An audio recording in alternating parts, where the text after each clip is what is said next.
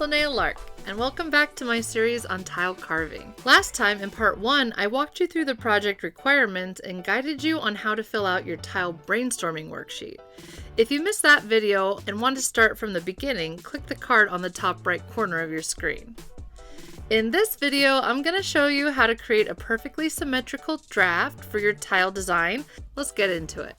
At this point, you should have finished your first 3 parts of your brainstorming worksheet. The first bit was brainstorming your design. In the second section, you researched and printed 9 references. And thirdly, you should also have a minimum of 3 symmetrical thumbnails drawn out and ready to go. A draft is like a blueprint of your design. For this project, we will be using your draft to trace your tile design right onto the clay. We're looking for cleaned up and precise line work that will be easy for you to trace onto your tile later. As you can see, I've selected my favorite thumbnail and am now ready to start my draft. Notice how the draft area on your worksheet has a light grid inside of it. This is because the grid will help you create and measure a symmetrical design. It helps you kind of count where the middle is. Start your draft by adding your axis line. Remember that in symmetrical designs, an axis line cuts the design in half, and that the 2 sides are identical flipped mirror images. Since my design is vertical, I'll find the middle and draw a vertical line. In my case, I decided to connect the corners to find the middle really quickly, but you could also count the boxes.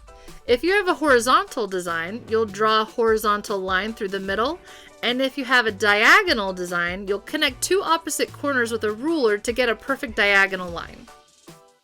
Now that I have my axis line, I'll start drawing my symmetrical design. We only have to draw one side. Drawing 2 things identical is really difficult, so we're going to skip that and we're going to use a stinking light box. Let's go. So I draw the first side and then I use a light box to fold my design halfway along the axis line. See how when the light box is on, I can see that the corners line up perfectly? And the grid inside makes sure that I can truly fold in the middle. Once I get it nicely lined up, I fold it. If you don't have a light box, you can also use a window in your studio or home. If you have a horizontal axis line, you will fold your box horizontally. And if you have a diagonal axis line, you will fold your box diagonally, like shown. Once my box is all lined up and folded in half, notice how I can see the drawing from my first half through my paper. So I trace the other half, making a mirror image. If you can't see the lines of your design through the paper, you probably just need to draw your lines a little bit darker so that you're able to trace the second half. Make sure that you use a pencil just in case you want to erase or move something around. Once I open it up, I can see that all the shapes in my design are perfectly symmetrical, and I like the way the design looks. But if yours looks a little bit odd or you want to make adjustments, just erase and try again until you get your design exactly how you want it. Remember, you need to have large shapes and a small background.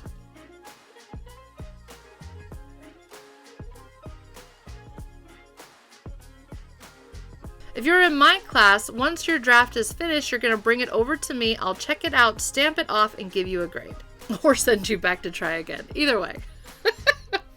But I'm going to get you there, don't worry.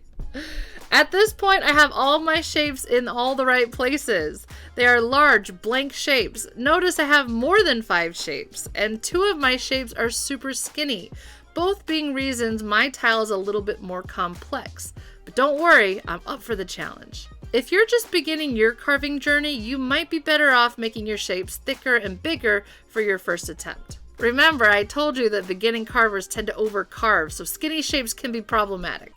But I like my design, so now it's time to move on to adding our textures.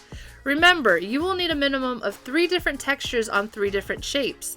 Not all of your shapes need a texture carved into it. And just because you carve a texture on one shape doesn't mean that you necessarily have to carve the same texture on the reverse mirrored shape. You could carve a different texture or even leave it blank. It's totally up to you. I chose to carve all 7 of my shapes. Another ambitious move. But ambitious isn't always the best move. In fact, I think that my design could have been a little less chaotic if there were less textures and if I had had more smooth shapes. It might have helped balance out and highlight my favorite textures better. But alas, I wanted to do a carving demo with a bunch of different textures for you in this video. So here we go. When drawing your textures, it's a good idea to observe your references before you start drawing. Observe the flow and movement of all your shapes. You can even use a highlighter or marker to draw out the major shapes on your references. This will help you understand the rhythm of your textures. Notice that when I start to draw the coral's major shapes, that all the organic shapes are round and random in size and shape. No two shapes are quite the same. Also, it's important to understand that your references are there to help you be creative, not restrict you. These don't have to be hyper-realistic carvings. With the coral, I was very true to the photo reference, but with the worms and the feathers, I took creative liberties and simplified my designs. That's totally okay, as long as I can tell that you have 3 different well-defined textures. It's crucial when drawing for carving that we make lines into shapes. You will understand why a little bit better when we actually start carving, because you'll probably make a mistake.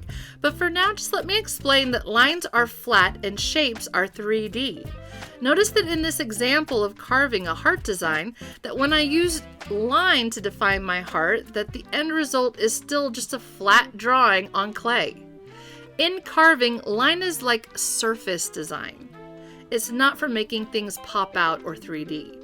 In order for this design to become 3D, which is our goal, we must change this design from line into shape. Now that I've made my heart design into a shape, I carve out around it, making it pop out and become 3D. Lines go into the surface while shapes pop out once we carve them. So when you're drawing your textures onto your draft, make sure just to simplify it for now into shapes. We'll add the lines later. Here's another pro tip. You can trace the textures that you want to be identical on their mirrored shapes. So I chose to duplicate the worms and the feathers on the opposite sides. I didn't redraw those by hand. I decided to trace those using the light box. That was very easy. But the coral is very random, so I thought it would be best to draw it randomly and by hand. It's your choice. Before you finish up your draft, make sure that you tighten up your lines and that your drawing is super clean and clear so that it's easy to trace onto your tile later. Glazing. Once I finish drawing out my draft, I take a little gander at the test tiles and choose a few glazes that are on the transparent side. It's important to pick glazes that are more transparent when glazing carvings. When your glazes are thin and transparent, it is less likely that the glaze will clog up all your finely carved details. Our test tiles have black underglaze beneath the bottom left corner of each glaze. This is so you can tell how transparent each glaze is. Notice that some glazes are super transparent and it's super easy to see the black triangles, while other glazes are thicker and more opaque, and you would never even know that there was black underglaze underneath. And most of the other glazes are somewhere in between. I would only use thick and super opaque glazes on the background areas or shapes that don't have texture carved into them. And make sure that you choose glazes that are more transparent and see-through for the areas with your carvings. When choosing your glazes, instead of looking at all 40 options and getting completely overwhelmed, I like to start with whatever part of my carving I love the most and choose a glaze that I think would look great with that bit. That awesome area with my favorite glaze becomes the tool to problem solve all of the other areas of my tile. Once I know that first glaze decision, I figure out which glazes would totally clash or look bad with it, and I disregard all of those. Now I have much fewer options to choose from, and it is all a little less overwhelming. I look at all the glazes and I think, what would look good? And ask myself which fits best on each shape, which would have a lot of contrast, making each shape easy to distinguish. I'll ask myself, what mood do I want my tile to have? And usually before I know it, I've made all my decisions. Use the boxes at the bottom of your drafting worksheet to color and label the glazes you intend to use. Choose markers or colored pencils that are close to the glaze colors for each little thumbnail. This will help you see your colors all together and understand the color scheme a little bit better. I know that it might be tempting to color in your draft like a cool little coloring worksheet, but I do not recommend it. Just don't do it. We want our lines clearly visible for when we use our draft to transfer our designs onto our clay tiles. Once you have finished your draft, bring it over to me and I will make sure it is visually strong and structurally sound. I'll give you a grade and then you're ready to make your tile. At the beginning of next class, we're going to watch the next video in this series where I teach you how to use a slab roller to create your tile and how to trace your draft onto that tile. Thank you guys for watching. If you like my channel, please like, subscribe, and ring that bell. Happy day!